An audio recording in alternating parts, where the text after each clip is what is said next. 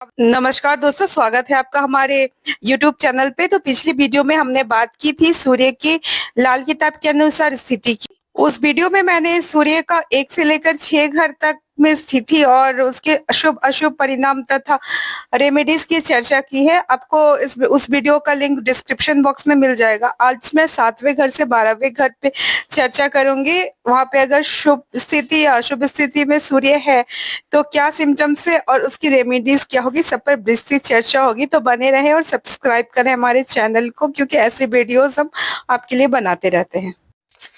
तो बात करते हैं 7वें भाव में सूर्य की स्थिति की। तो यहाँ पर अगर सूर्य शुभ स्थिति में हो और यदि मंगल, बृहस्पति या चंद्रमा में से कोई भी ग्रह दूसरे भाव में हो तो जातक को जो है सरकार की ओर से मंत्री जैसा पद प्राप्त होता है।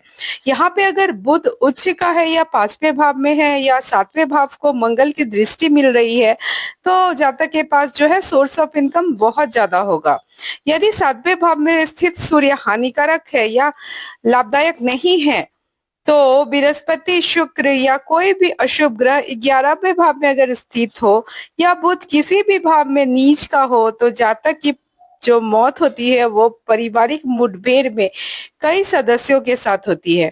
जातक को सरकार की ओर से बहुत सारी समस्याओं का सामना करना पड़ता है। टीबी, अस्थमा जैसी बीमारियां हो सकती है।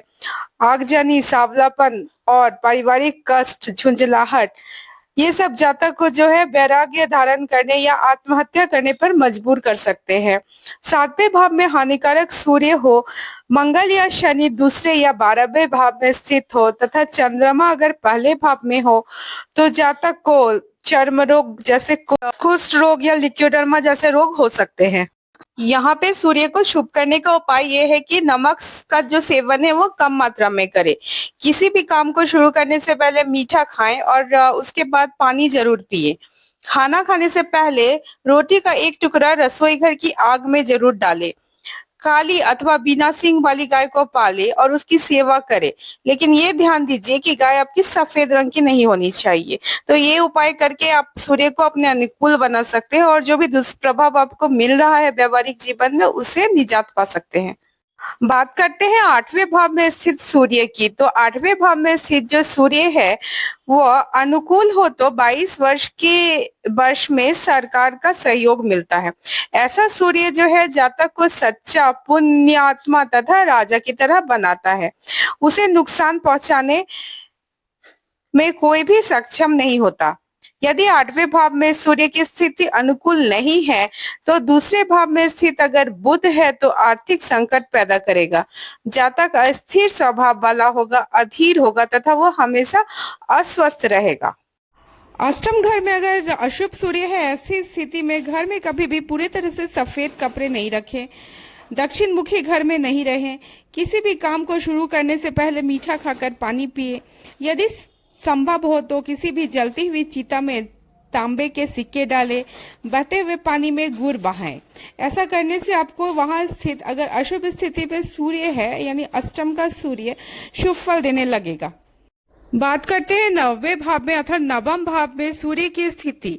अगर यहाँ पे सूर्य की स्थिति अनुकूल है तो जातक भाग्यशाली, अच्छे स्वभाव वाला, अच्छे पारिवारिक जीवन व्यतीत करने वाला और हमेशा दूसरों की मदद करने वाला होगा।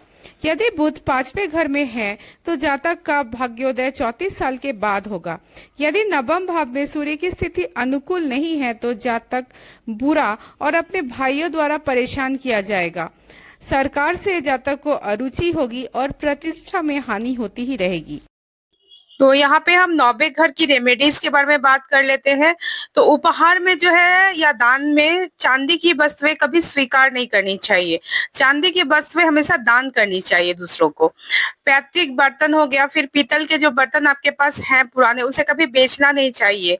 उनका हमेशा इस्तेमाल करना चाहिए और संभाल के रखना चाहिए। और अत्यधिक क्रोध से या अत्यधिक कोमलता से आपको बचे रहना चाहिए। तो आपका सूर्य जो है यहाँ पे शुभ फल देने लगेगा। बात करते हैं 10वें घर में सूर्य की स्थिति। तो यहाँ पे जो है, अगर सूर्य शुभ होकर बैठा है तो सरकार की ओर से लाभ और सहयोग मिलेगा। जातक का स्वास्थ्य अच्छा रहेगा, वो आर्थिक रूप से मजबूत रहेगा। जातक को सरकारी नौकरी, वाहनों और कर्मचारियों का सुख मिलता है। लेकिन जातक हमेशा दूसरों पर शक करता है।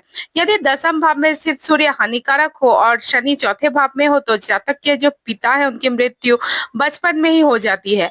सूर्य 10वें भाव में हो और चंद्रमा 5वें घर में हो तो जातक की आयु कम होती है। यदि चौथे भाव में कोई ग्रह ना हो तो जातक सरकारी सहयोग और लाभ से वंचित रह जाएगा। 10वें घर के सूर्य से अगर आप अच्छा रिजल्ट पाना चाहते हैं तो उसके लिए कभी भी काले या नीले रंग के कपड़े नहीं पहने। किसी भी नदी या नहर में लगातार 43 दिनों तक तांबे का एक सिक्का डालना शुभ फलदायी है। मांस और मदिरा के सेवन से भी आपको बचना चाहिए।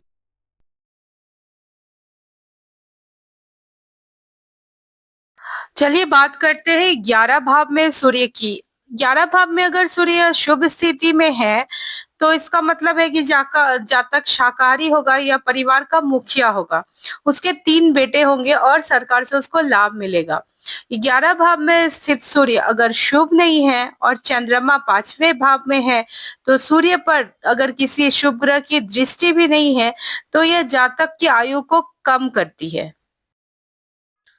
11वें भाव में सूर्य को शुभ करने के लिए उपाय है कि मांस और शराब से बचे। रात में सोते समय बिस्तर के सिरहाने में बादाम या मूली रखकर सोएं।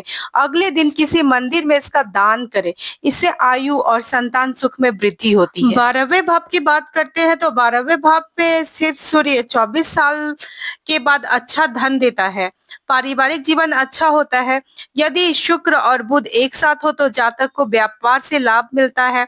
जातक के पास आमदनी के जो है रेगुलर इनकम के सोर्स होते हैं।